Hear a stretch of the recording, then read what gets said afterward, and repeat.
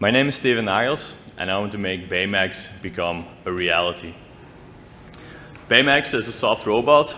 He's a fictional movie character from a movie. He's soft, he's strong, and I actually think we can make him a reality. And what I'm going to present today is one of the steps taken towards this approach. So today I'm here to talk about Silicone Devices, a project which I did together with Ramakers, Kris, Luyten, and Deferme, and of which you should know, that I'm actually from outside of this community. So what I am is a materials researcher. We mostly focus on very specific material properties without end-user applications in mind. And then by collaborating with the local HCI group, this project came to a whole. So Silicone Devices is a scalable DIY approach for fabricating multi-layered soft circuits using microfluidics. I'm actually going to explain what all these terms mean in a moment. So first of all, self-contained. This means, in our approach, that we can make any kind of device, so full device, which is standalone, which can work on itself. For instance, this wristband, it has power on board, it has a microcontroller as a logic unit, it has a capacitive touch input, and also output being LEDs. So combine I/O, logic, and power into one device, you have a standalone thing that can work on its own. We actually also use liquid metal and silicone to create these devices in a stretchable manner. And to show you that we can take any kind of rigid PCB design that's arbitrarily complex and translate it to a soft environment, we have created this Arduino sample. So we took the Arduino design, translated it into a circuit which is soft with 3 circuit layers interconnected by no less than 30 vias. Of course, stretchable electronics is not new. In the materials research community, it's already been going on for quite some years. Here you can see a very, very nice project at the Harvard Wyss Institute, where they have a multi-material printer specifically built for this task that picks and places components, interconnects them with a stretchable conductive material, and then encases it in more silicone. What you, however, should notice as well is that this is nowhere near accessible to the general public. It has taken years to engineer this. It's somewhere in a closed materials lab, and that's what we are different. So with Silicone Devices, we actually take these kinds of properties and we allow for everyone to try and build it in a DIY, do-it-yourself setting. In very short, the techniques which we use are CO2 laser cutter, which is quite readily available at makerspaces, stencil printing technique, and casting of silicones. If you would ask me at this point to create a rigid circuit, I would probably use a PCB mill, right? For a flex circuit, I could go to specialized PCB mill, but I will probably use conductive inkjet printing. And for soft circuits in the future, I would like people to turn to Silicone Devices to create soft circuits next to rigid or flex alternatives. Now, why is this important? Why is it important to have soft circuits, and especially, why should you be able to make them in a do-it-yourself setting? Well, let's take a highly specific example. Imagine you're a caregiver, right? You're taking care of this patient, which you know, you've been with him for every day. You are the one who knows his very specific needs. All right.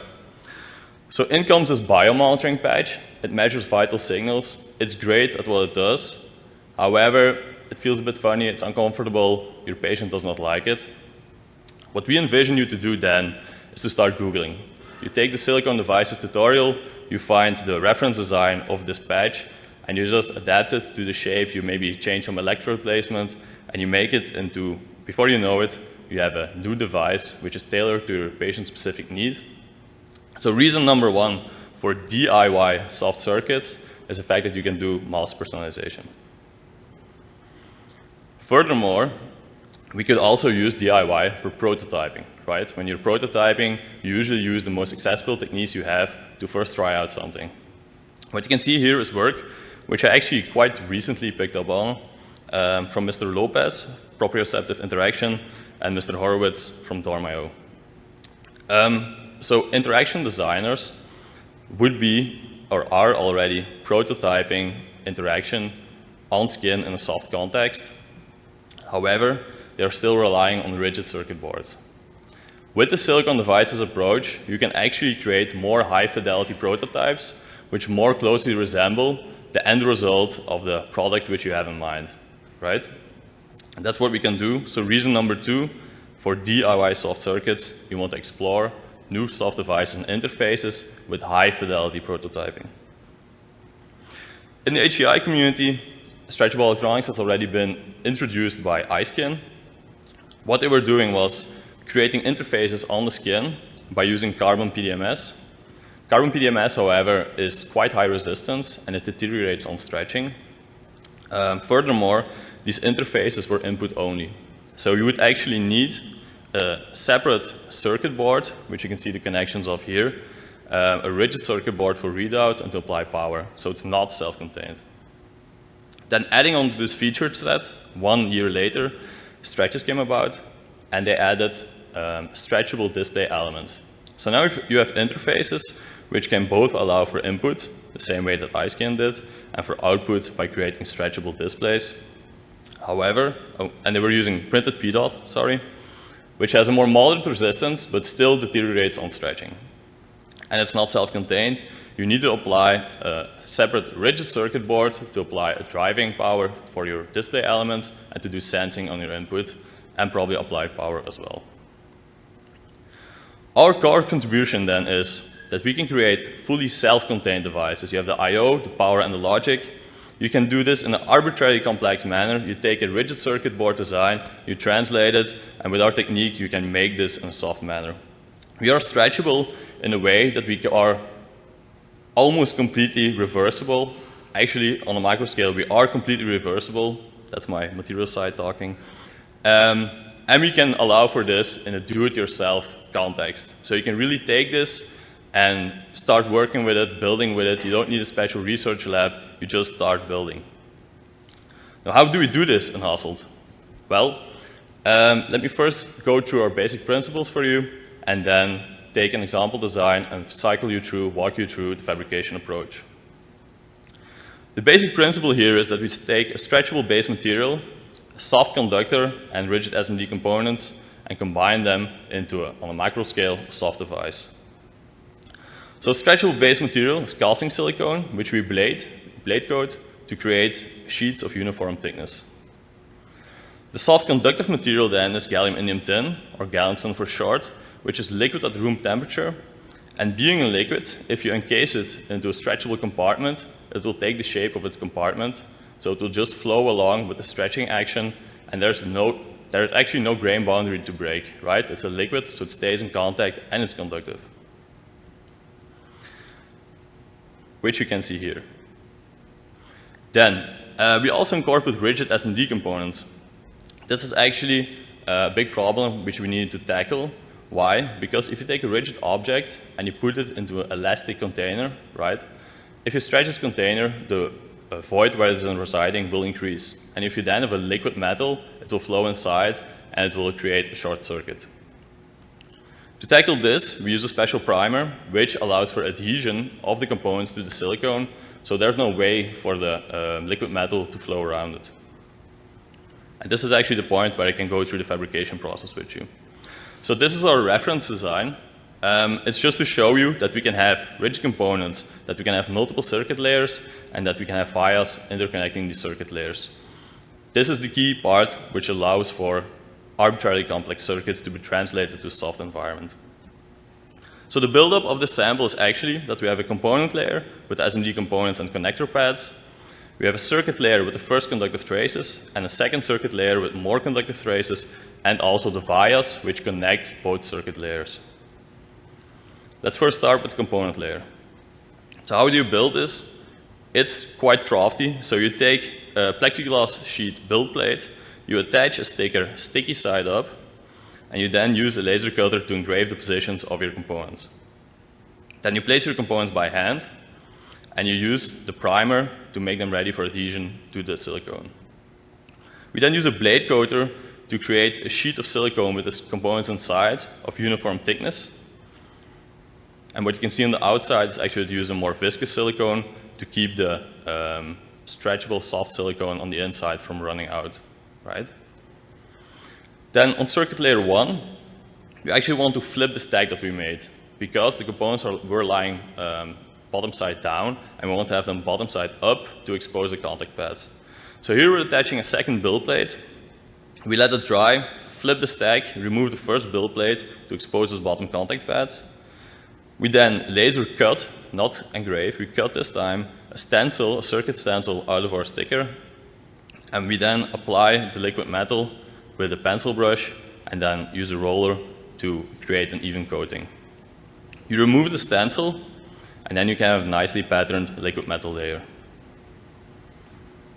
What you can see at this point is that already the first trace with the LED and the resistor of this design is working. Now we just need to add a bridge to have the second one working as well. So we encase our first circuit layer in liquid silicone, and we then start building circuit layer 2 on the bottom of it, on the top actually of it. So circuit layer 2, similar approach. You add a new sticker, you cut a new stencil, but you now have to create openings, right, to interconnect your first circuit layer with the second one. We create these openings, and we then print on top of this more gallium indium tin. Through the holes, it will connect with the previous layer and create a bridge above the, on top of the first circuit layer. Yes. We blade coat again, and then again use the laser cutter to cut out the sample and also create contact pads. And as you can see, if you then apply power to it, you can see that it has quite good stretching ability with these components embedded inside with multiple circuit layers and vias. What you also might have noticed is that we have some artifacts lying through the side during the fabrication approach, right? These are used to calibrate our laser. You want to test your laser a few times first because we need to quite specifically cut through our layers without damaging the components or the other circuit layers underneath. So you first try some power settings, and you actually go incrementally until the cut is just deep enough. This does not take too much time, by the way.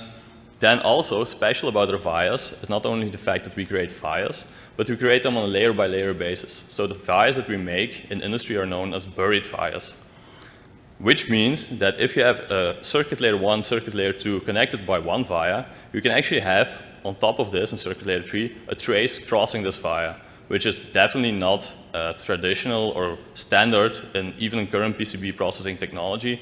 It actually comes at the supreme cost, which is quite a nice feature for us to have already standard available. And we also created some example designs to showcase to you what are the possibilities of the Silicone Devices approach. So first of all, I've already showed this quite a few times. We have the fully self-contained device, stretchable wristband, I/O logic and power, which is programmed to function as a wrist-worn stretchable intervalometer for going running, for instance. Then, to show you that we can take any arbitrarily complex rigid PCB design and create it in a soft form factor, we took the Arduino Uno reference design and we translated to what you can see here, which is a silicone device consisting of a component layer and 3 circuit layers interconnected by no less than 30 vias, which is already quite a good idea of its complexity. Then, more into the UBComp setting, we took a soft object and equipped it with a soft interface. So this is a soft display embedded into a pillow, still rendering its use as a soft object possible. What you can see, there's an alarm clock, which you activate by pulling the strain gauge. Then another UBComp example is on-skin electronics, right? So we made an interactive tattoo with a strain gauge, of which the sensor values are mapped to the LEDs. And then more towards the materials research side, we also are going into structural electronics, by which you combine an electronic design with a mechanical design. So we actually took a sheet of silicone device with LEDs, right? And we attached it on a thermoplastic sheet and thermoformed this sheet to a 3D shape. So now we have both the combination of the 3D shape, which is your mechanical design, together with the electronics embedded inside in one part. Then on material properties, I can put some number on the conductivity. So for Galveston, since we're printing, we're going to talk about sheet resistance. Galveston has a conductivity of sheet resistance, I will use the right term, sheet resistance of 0.01 to 0.02 ohms per square for our approach. If you then compare this to PDOT, it will be more towards a 400 ohms per square figure. And with carbon PDMS, you will already in the mega ohms per square range. We actually took one of the samples, stretched it for 1,000 times to 200%. 200% is the increase, so we took the sample and we stretched it to 3 times its radial length. And by doing this 1,000 times, at the end we only noticed 5.7% overall resistance increase. So for future work then, what we can still do is, we can create at this point sub-millimeter silicone devices, so sheets, by not embedding any components, only having contacts and, for instance, a strain gauge, so a resistive circuit which we print in the Galveston. We would like to achieve this actually also with components inside. So we either need to cope with the component placement and have a different thickness spacing relative to the components, or we can just vouch for thinner components, right?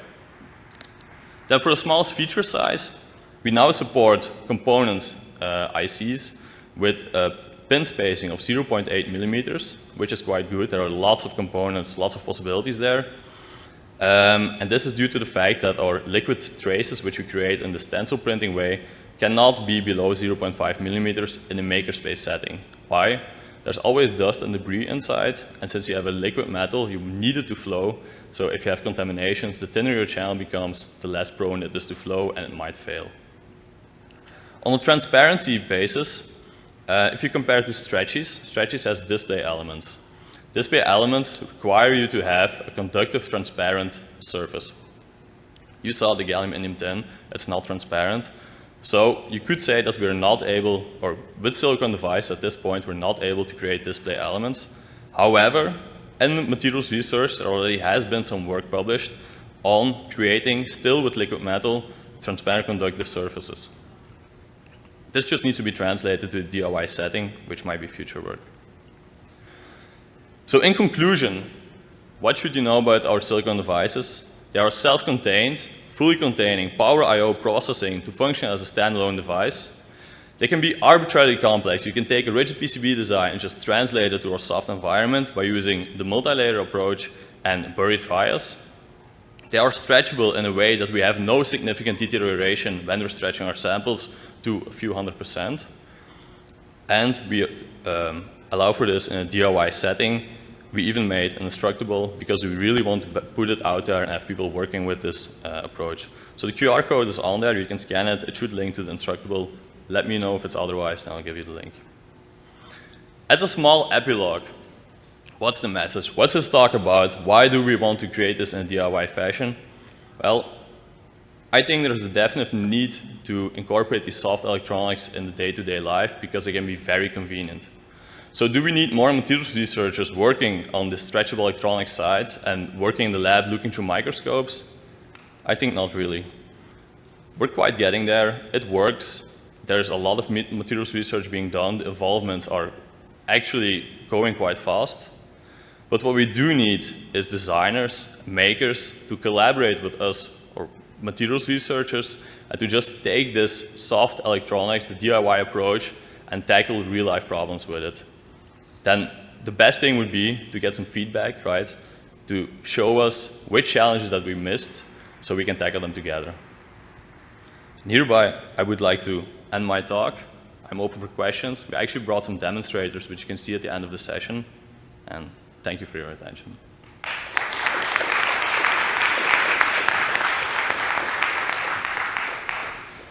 Hi, Daniel Ashbrook, University of Copenhagen. This is really super cool. I'm wondering if you've thought about doing sensing with this, because as you squeeze a soft silicone device, the different traces can get closer to each other and do capacitive coupling, potentially. Mm-hmm. So actually, there was a recent startup in New Zealand. I will just make space for these guys.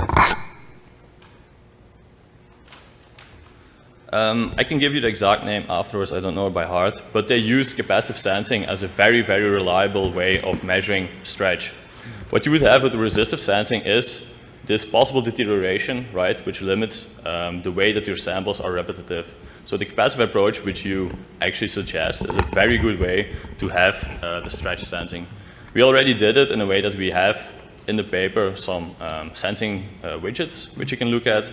And also we incorporate a strain gauge in one of the samples, which is kind of a sensing opportunity. Cool, thanks. Yeah. So one last question. Hi, thank you for the beautiful talk. Robert Kovacs from Hasso-Plattner Institute. I was wondering, so obviously the rigid components are the off-the-shelf components what you have to use in this design. Do you know some related work who made some effort about making the logic components flexible, like transistors or batteries maybe? That's actually a great question. It's something that I'm also looking into. We're not really nowhere near close to DIY fashions. Also, like with organic flexible electronics, the first microcontrollers which could come out of stretchable interfaces will be probably very slow compared to our daily standards. But there are efforts being made. There are papers published on a liquid metal transistor, which already functions. So I guess, I haven't seen it yet, we can build logic with it. And it's actually already at the point that you can trigger it with relatively low voltages, so few volts to tens of volts instead of hundreds of volts, which you see in these dielectric actuators like this. Thank you very much. So let's thank Steve.